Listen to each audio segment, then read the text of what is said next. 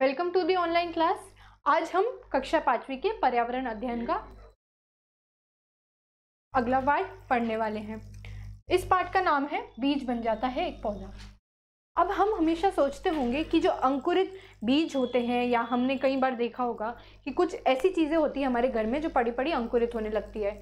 जैसे कि हम ले लेते हैं आलू, और कई बार देख लेते हैं प्याज को भी, और जो होते हैं मोठ या मूंग। तो हम आज इनके बारे में पढ़ने वाले हैं कि ये कैसे एक बड़े पौधे में विकसित होते हैं। तो चलिए हम शुरू करते हैं।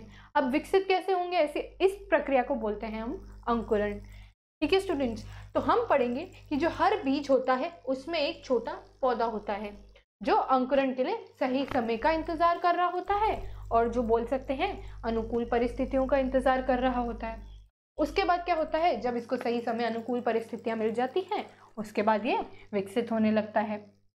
फिर हमने देखा पौधे क्या काम करते हैं। पौधे क्या काम करते हैं, पौधे हमें भोजन प्रदान करते हैं, खाना प्रदान करते हैं अपने अलग अलग भागों से। इसके बाद हम देखते हैं पौधों के और क्या क्या लाभ हैं। हम ये देखेंगे कि जो पौधे होते हैं वो ऑक्सीजन प्रदान करते हैं, जिससे कि वातावरण में संतुलन रहता है। वातावरण में क्या रहता है, संतुलन बनाए रहते हैं। पौधे भोजन का काम करते हैं और ऑक्सीजन की पूर्ति करते हैं, और जो वातावरण है उसमें संतुलन बनाए रखते हैं।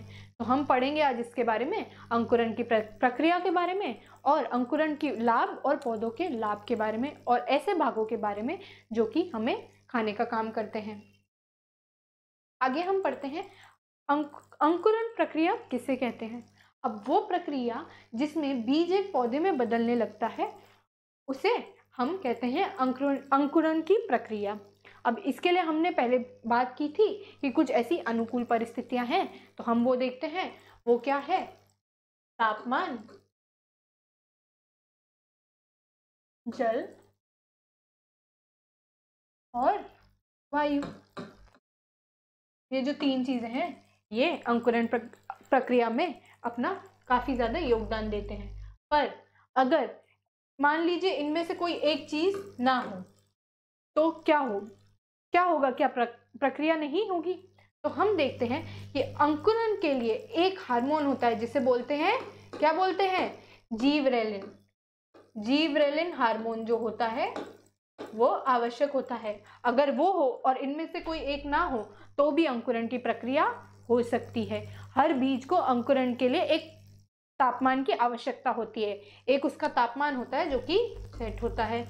लेकिन अगर वो ना हो फिर भी ये हो तो भी अंकुरण की प्रक्रिया होगी। अब हम देखते हैं इसके बारे में आगे।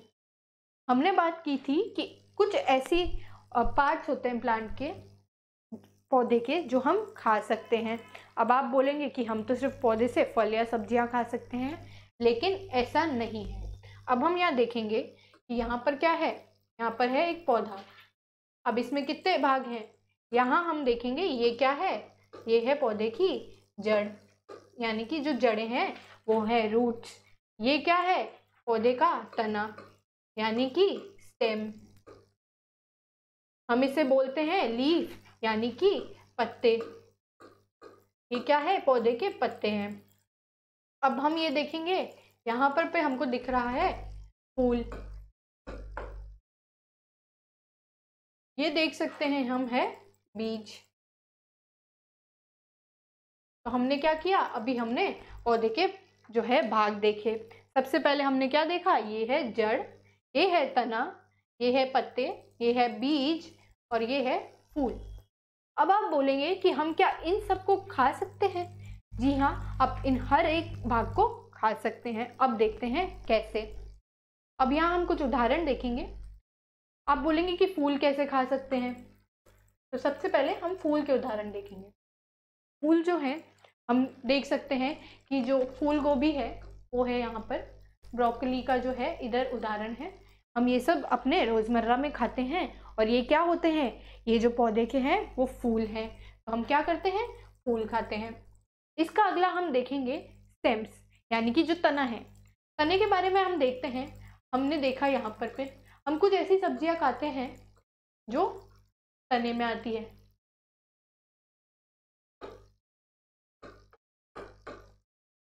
इसका एक उदाहरण है रूबर्ट। अब हम इससे हमें पता चलता है कि हम एक पौधे का फूल भी खा सकते हैं, तना भी खा सकते हैं। तो चलिए आगे बढ़ते हैं। अब आप पूछेंगे कि जो पौधे की पत्ते हैं उन्हें कैसे खाएंगे हम। अब आप रोजमर्रा में पालक और जो पत्ता गोभी है ये सब आप खाते हैं। अब वो क्या होते हैं, पौधे के पत्ते। जो पालक है और जो पत्ता गोभी है वो क्या आते हैं, पौधे के पत्तों में आते हैं। तो इस तरह से हमने देखा कि आप फूल, तना और पत्ते, ये पौधे के जो भाग हैं आप ये सब खा सकते हैं, इनका सेवन कर सकते हैं। अब हम देखते हैं रूट्स, यानी कि क्या देखेंगे हम यहाँ पे, हम देखेंगे जड़ के बारे में। अब आप पूछेंगे जड़ तो जमीन के अंदर होती है, वो कैसे खाएंगे। हमने देखा था कि एक आलू होता है, वो पड़े पड़े ही अंकुरित होने लगता है, उसमें से कोई सफेद सफेद भाग बाहर आने लगता है। अब अगर आप उस आलू को जो अंकुरित हो रहा है उसको अगर आप जमीन में डालेंगे तो उससे क्या होगा, उससे कुछ ही दिनों में आपको एक पौधा दिखेगा, कुछ पत्ते दिखने लगेंगे। तो इधर क्या हुआ, वो आ गया जमीन के नीचे, वो क्या आ गया, वो आ गया जमीन के नीचे, और ये यहाँ से धीरे धीरे बढ़ने लगेगा। तो हमने क्या देखा, अब ये क्या बन गया, जड़। पहले ये था सिर्फ एक सब्जी, अब ये बन गया जड़। तो हमने क्या देखा, जो आलू है वो जड़ का भी काम करता है, और हम क्या करते हैं, इस जड़ का सेवन। ऐसे ही हम देख लेते हैं गाजर और मूली के बारे में। अब आप बोलेंगे कि गाजर और मूली कैसे, तो जो गाजर होती है उसमें भी हम कई बार देखेंगे कि कुछ सफेद सफेद ऐसे निकलने लगता है, जो रेशे हैं हम वो देखेंगे। ऐसा ही होता है मूली में। अगर आप उसे जमीन में डाल दें और उसे नियमित रूप से पानी दें और उसे अच्छी वायु और तापमान मिले तो वह भी बढ़ के क्या बनेगा, वो बढ़ के क्या बनेगा, वो बढ़ के एक पौधा बन जाएगा। तो इधर क्या हुआ, हम गाजर यूं भी खा रहे हैं और पौधे के रूप में भी खा रहे हैं। तो क्या हुआ, हमने देखा कि हम जड़ कैसे खा सकते हैं। तो हमने अब तक देखा कि हम कैसे फूल, तना, पत्ते और रूट्स यानी कि जड़, ये कैसे हम रोजमर्रा में सेवन करते हैं। अब आप बोलेंगे कि हम बीजों का कैसे सेवन करते हैं, बीज तो हमें जमीन में डालने होते हैं, उसी के बाद वो पौधा बनता है फिर खाते हैं। तो नहीं, हम ये भी देखते हैं कि किस किस प्रकार के बीज होते हैं। अब आप मक्के खाते होंगे यानी कि भुट्टा, और आप देखेंगे कि जो बीन्स होते हैं यानी कि जो मटर होते हैं, और हम देखते हैं बहुत प्रकार के जो चौले और ये सब होते हैं, ये क्या होते हैं स्टूडेंट्स, ये होते हैं बीज। हम सबसे पहले लेंगे मटर का एग्जाम्पल, मटर का उदाहरण लेते हैं। इसमें क्या होता है, जब ये पौधे पे लगता है तो ये क्या होता है, ये पौधे का फल भी होता है, पौधे की सब्जी भी होती है, और उसके अंदर जो बीज होते हैं हम सेवन किसका करते हैं, उसके अंदर के बीज का।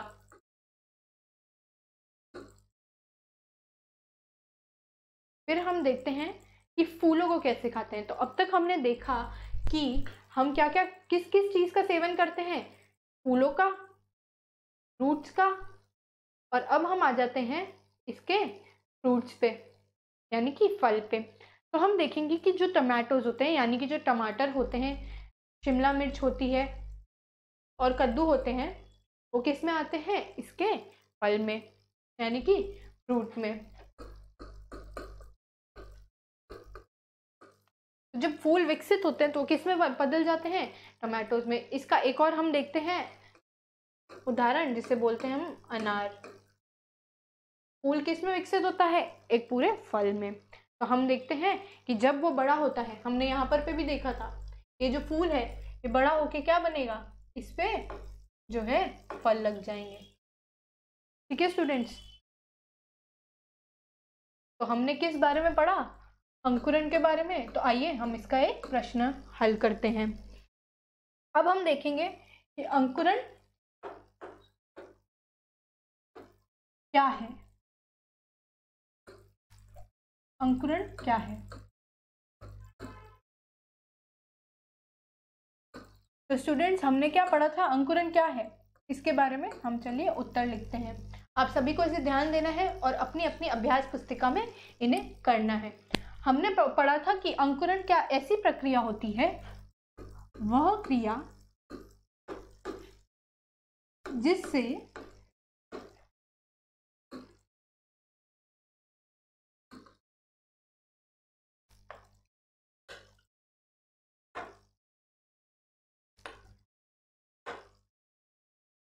वह क्रिया जिससे बीज पौधे में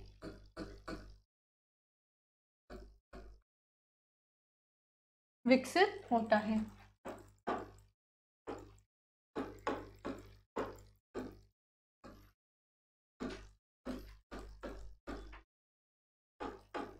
तो स्टूडेंट्स, हमने क्या पढ़ा? हमने ये देखा था कि अंकुरण क्या है, अंकुरण की प्रक्रिया क्या है।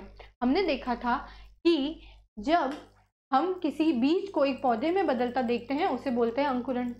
अब जब अंकुरण का समय होता है तब वो छोटा सा बीज होता है और बाद में वह एक बड़ा पौधा हो जाता है।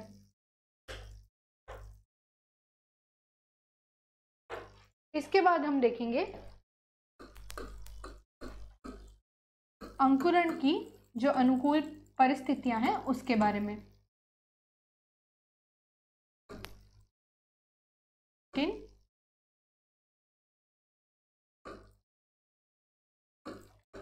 स्थितियों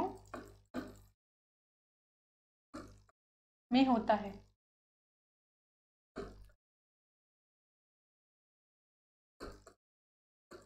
तो हमने क्या पढ़ा था स्टूडेंट्स? अंकुरण किन स्थितियों में होता है? हमने देखा था कि उचित तापमान जो कि उस बीज के लिए उचित है, उसमें पहली स्थिति क्या है? उचित तापमान। दूसरी स्थिति क्या थी? अनुकूल वायु। और तीसरी स्थिति थी जो कि सबसे महत्वपूर्ण है, वो है जल। अगर जमीन में नमी बनी रहेगी तो आपको जो अंकुरण है वो काफी जल्दी से होगा। अब इसके बाद हम आ जाते हैं इस प्रश्न पे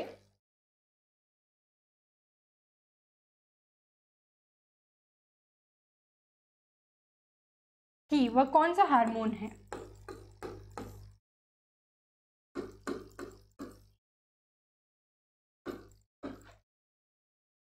हमने क्या पढ़ा था यहाँ पे?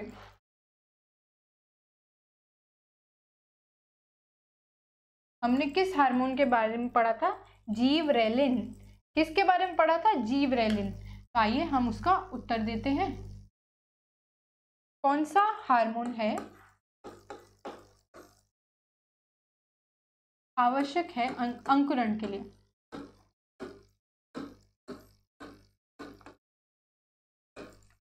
अंकुरण प्रक्रिया में कौन सा हार्मोन आवश्यक है? तो स्टूडेंट्स, हमने पढ़ा था इसके बारे में। अब हम इसका उत्तर क्या लिखेंगे? हमने कौन सा हार्मोन पढ़ा था? हमने पढ़ा था जो कि जीवरेलिन। जीवरेलिन हार्मोन है, वह अंकुरण की प्रक्रिया में बहुत महत्व रखता है।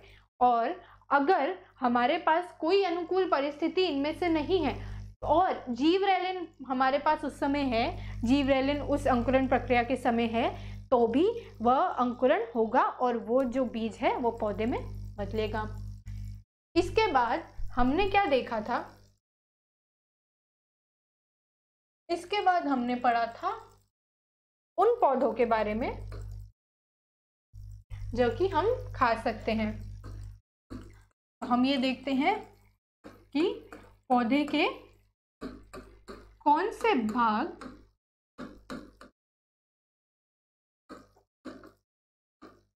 हमें क्या प्रदान करते हैं? हमें भोजन प्रदान करते हैं। पौधे के ऐसे कौन से भाग हैं जो हमें भोजन प्रदान करते हैं?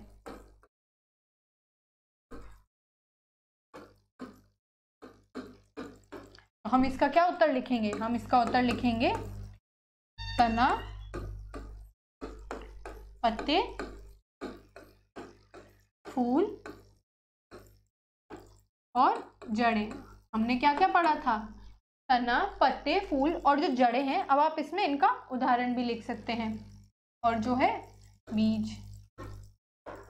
बीज में हमने क्या पढ़ा था? हमने पढ़ा था कि जो मटर का पौधा है वो आता है बीज में।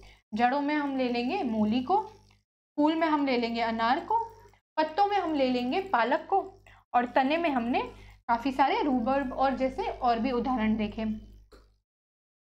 इसके बाद हम कौन से पौधे का, कौन से बीज का सेवन कर सकते हैं?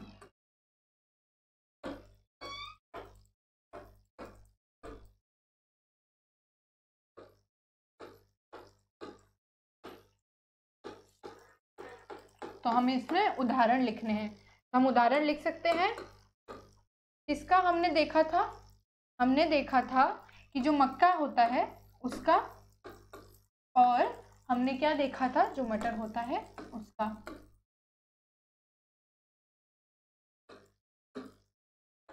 इसके बाद हमने यहाँ पर पे देखा था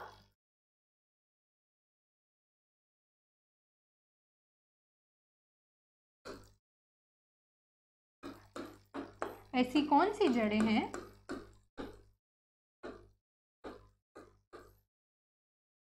ऐसी कौन सी जड़ें हैं जिसका हम सेवन कर सकते हैं।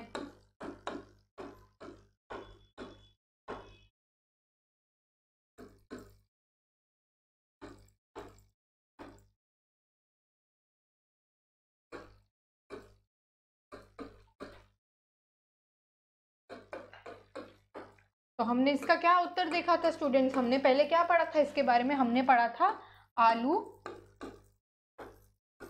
और गाजर, और इसमें आप प्याज भी ले सकते हैं। तो ये वो जड़ें हैं जिनका हम रोजमर्रा में सेवन करते हैं। तो स्टूडेंट्स आइए हम एक बार पुनः अध्ययन कर लेते हैं कि हमने आज क्या पढ़ा। हमने पढ़ा था बीज बन जाता है पौधा के बारे में। इसके बारे में हमने क्या देखा था? हर बीज एक छोटा पौधा होता है जो कि अंकुरण के लिए सही समय का इंतजार कर रहा होता है, और जो उसको अनुकूल परिस्थितियां चाहिए होती है वह उसे जब मिल जाती हैं तब वह अंकुरित होने लगता है, और उसके बाद वह विकसित होने लगता है। हमने पौधे का लाभ देखा था कि पौधे के जो अलग अलग भाग हैं वो हमें क्या प्रदान करते हैं? वह हमें भोजन प्रदान करते हैं। और पौधे जो होते हैं वो हमें क्या देते हैं? वो हमें देते हैं ऑक्सीजन। क्या देते हैं? हमें ऑक्सीजन देते हैं। और इससे जो कि हमारे वातावरण में वह क्या बनाए रखते हैं? संतुलन, यानी कि बैलेंस बनाए रखते हैं। इसके बाद हमने देखा था बीजों के अंकुरण के बारे में। उस प्रक्रिया को अंकुरण कहते हैं जिसमें बीज एक पौधे में बदलने लगता है। इसमें अंकुरण की क्रिया के समय एक छोटा पौधा बीज में से निकलने लगता है कि ये जो छोटा सा अंकुरित बीज है इसमें से थोड़ा सा तना बाहर निकल रहा है, छोटा सा पौधा बाहर निकल रहा है। उसके बाद ये कुछ थोड़ा सा बड़ा होने लगता है, और फिर उसके बाद जब वो पूरा जड़ों में तब्दील हो जाता है तब वह और बड़ा हो जाता है, पूरा पौधे के रूप में विकसित हो जाता है। फिर हमने देखा कि इसके लिए मुख्य रूप से बीज को आवश्यकता होती है कुछ पदार्थों की और वातावरण की। जब उसे वो मिल जाता है तब वह अंकुरित होता है। इसके लिए सही तापमान, जल और वायु की आवश्यकता होती है। अब हम देखते हैं कि जो रोशनी होती है, हम सूर्य की बात करते हैं, जो रोशनी होती है वो हर बीज के लिए होना अनिवार्य नहीं है, उसे अंकुरित करने के लिए अनिवार्य नहीं है। इसके लिए हमको क्या चीज की जरूरत होती है? हमने पढ़ा था जो जीवरेलिन हार्मोन होता है वह आवश्यक है, वह अनिवार्य है कि अगर रोशनी नहीं है और ये है तो भी वह अंकुरित होगा, अगर जीवरेलिन हार्मोन है तो भी वह अंकुरित होगा। इसके बाद हमने पढ़ा था पौधे और उसके जो अलग अलग भाग होते हैं उसके बारे में। हमने यहाँ देखा था ये है जड़ें, तना, पत्ते, बीज, फूल जिनसे निकलते हैं फल। हमने यहाँ देखा था कि ऐसे कौन से फूल हैं जो हम खाते हैं। तो हमने देखा था कि जो फूल गोभी है और जो बाकी की चीज़ें हैं वो हम फूल के उदाहरण में ले लेते हैं। दूसरा हमने देखा था तने का उदाहरण। तो हमने देखा जो रूबर्ब है वह तने के उदाहरण में आता है। हम ऐसा तना है जो खाते हैं वो है रूबर्ब। फिर हमने देखा था ऐसे कौन से पत्ते हैं जो हमने खाते हैं। तो हमने देखा था जो पत्ता गोभी होती है और जो पालक होती है वह ऐसे पत्ते हैं जो हम खाते हैं। ठीक है स्टूडेंट्स। इसके बाद हमने देखा था ऐसी कौन सी जड़ें हैं जो हम लोग खाते हैं। हमने देखा गाजर, मूली, आलू, ये सब ऐसी जड़ें हैं जो हम खाते हैं और इनसे पूरे पौधे भी बन जाते हैं। फिर आप बोलेंगे कि ऐसे कौन से बीज हैं जो हम खाते हैं। हमने देखा था मकई और जो मटर वगैरह है वो सब हम खाते हैं और इन्हें क्या बोलते हैं? इन्हें बोलते हैं बीज। फिर हमने देखा था कि ऐसे कौन से फल मिलते हैं हमको जो फूल होते हैं वो कौन से फलों में बदलते हैं? तो हमने इसका उदाहरण देखा था अनार, और हमने देखा था शिमला मिर्च, और हमने देखा था टमाटर। इसके ये उदाहरण देखें। अब हम यहाँ देख लेते हैं कि जो पौधे होते हैं उनके लाभ, पौधों के जो लाभ है वह हम देखेंगे। तो चलिए, हमने क्या पढ़ा था इसमें? हमने पढ़ा था कि जो पौधे होते हैं वो क्या करते हैं? पौधे हमें भोजन प्रदान करते हैं।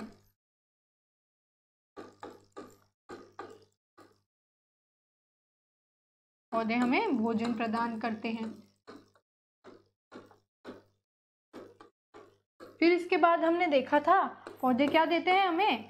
ऑक्सीजन देते हैं। ऑक्सीजन देते हैं।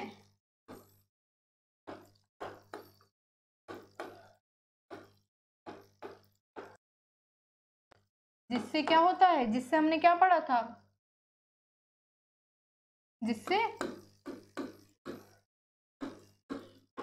क्या पढ़ा था स्टूडेंट्स हमने?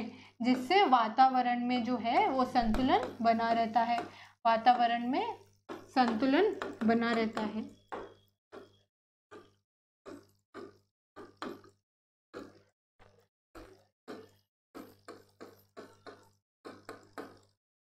तो स्टूडेंट्स, हमने स्लाइड में पढ़ा, हमने आज के टॉपिक में पढ़ा बीज कैसे पौधा बनता है, अंकुरण के बारे में, अंकुरण की जो अनुकूल परिस्थितियां हैं उनके बारे में, और हमने ये सब पढ़ा कि पौधे के कौन कौन से ऐसे भाग हैं जिनका हम सेवन करते हैं। इसके आगे हम पढ़ेंगे दूसरे भाग में। धन्यवाद।